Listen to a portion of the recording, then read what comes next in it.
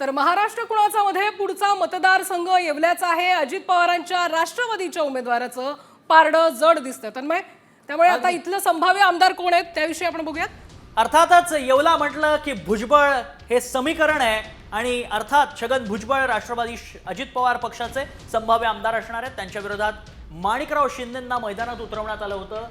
शरद पवारांकडे खेळी खेळण्यात आली होती, मात्र इथे छगन भुजबळांचंच पारडं जड असल्याचं पाहायला मिळतं। येवल्यातलं हे चित्र आपल्या समोर। येवल्यामध्ये छगन भुजबळ हे संभाव्य आमदार असणार आहेत। तर छगन भुजबळ हे संभाव्य आमदार असण्याची नेमकी काय कारण आहेत ते जाणून घेऊयात आमचे प्रतिनिधी संतोष विंचू यांच्याकडनं। मागील 5-6 महिन्याच्या कालावधीमध्ये मराठा आरक्षणाच्या दरम्यान छगन भुजबळांनी उघडपणे ओबीसींची बाजू घेत मराठा आरक्षणाला काही अंशी विरोध दर्शविला होता।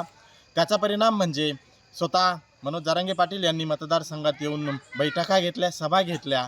शिवाय राष्ट्रवादी काँग्रेसला सोडचिठ्ठी दिल्यामुळे नाराज झालेले पक्षाचे अध्यक्ष शरद पवार यांनी देखील या ठिकाणी मोठी सभा घेतली।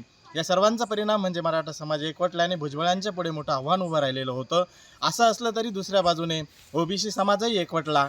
काही अंशी मुस्लिम समाजाची यावेळी विकासाच्या मुद्द्यावर भुजबळांना साथ मिळाली। दलित आणि इतर काही मागासवर्गीय समाजांनी भुजबळांना साथ दिल्याचं चित्र या ठिकाणी दिसत आहे आणि या सर्वांचा सारांश म्हणजे यावेळी भुजबळांचं पारडं पुन्हा एकदा काहीसं जड दिसत आहे। भुजबळांना विजयाची संधी या ठिकाणी दिसत आहे। असं असलं तरी दुसऱ्या बाजूने विरोधी उमेदवार माणिकराव शिंदे यांच्या गटातूनही मराठा, मुस्लिम आणि ओबीसी समाजाच्या एकत्रीकरणाच्या बळावर विजयाचे दावे होत आहेत।